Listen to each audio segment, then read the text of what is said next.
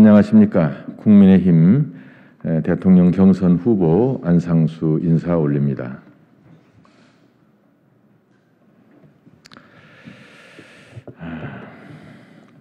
국민의힘 쓰레기가 아니라는 것을 증명해야 합니다. 저는 며칠 전에 광화문과 명동거리에 나갔습니다. 거리를 걸으면서 만난 우리 국민들이 국민의힘 쓰레기들만 모였나? 정신 좀 차려! 라고 외쳐댔습니다. 지금 문재인 정부의 코로나19 백신 정책의 잘못으로 국민들의 건강과 경제가 엉망인 채 하루하루를 불안하게 지내고 있습니다. 문재인 정권의 폭정과 실정, 불공정과 정의롭지 못한 국정 운영으로 자유민주주의 정체성까지 훼손되고 있습니다. 그래서 국민들이 경제와 공정에 대해서 걱정이 많습니다. 이런 상황에서 국민들은 유일한 희망인 정권 교체만 바라고 있을 뿐입니다.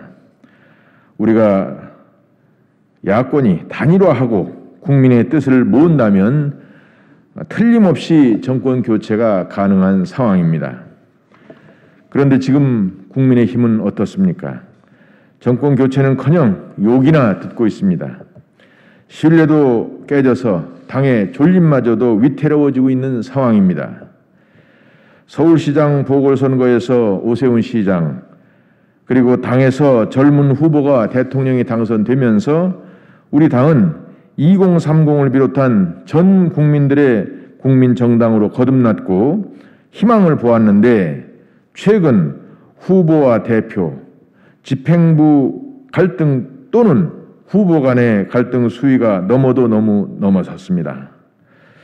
그래서 국민들이 실망을 넘어 분노까지 표출하고 있는 것입니다. 국민의힘 지도부 제발 정신 좀 차리십시오. 우리 국민들의 희망, 염원 어떻게 책임질 겁니까?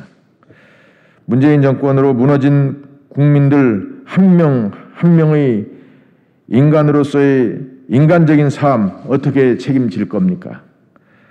저는 당과 함께 한 지 26년, 선거 10번, 경선 4번을 치르고 대선 5번을 경험한 사람으로서 또 인천광역시장 국회의원 3선 그리고 야당 중진으로서 현 상황이 걱정되어 밤마다 잠을 이룰 수가 없습니다. 현재 당의 상황이 매우 위태롭다고 생각합니다. 그래서 새로운 출발하자고 제안합니다. 제가 책임지고 중재하겠습니다. 저는 2012년 대선에서 경선 과정에 참여한 바가 있습니다. 당시 박근혜, 김문수, 김태호, 임태희 후보 등과 최종 경선 후보로 참석했습니다. 그때도 지금과 유사한 상황이 있었습니다. 당시 후보들 간의 갈등이 극에 달해서 3일 정도 경선이 중단됐었습니다. 그때 제가 후보 중 한 사람으로서 나서서 중재를 했던 것입니다. 결국 박근혜 전 대통령이 축복 속의 후보가 됐고 당시 더불어민주당 후보였던 문재인 후보를 이겼던 것입니다. 안철수 후보 등 야권의 압도적인 지지 여론에도 불구하고 박근혜 후보가 당선될 수 있었던 것은 축복 속에서 후보가 결정되었기 때문입니다. 지금도 늦지 않았습니다. 우리 당이 단합하여 좋은 모습으로 후보를 결정하고 단일화하는 과정을 거치면 100% 정권 교체가 가능하다고 확신합니다.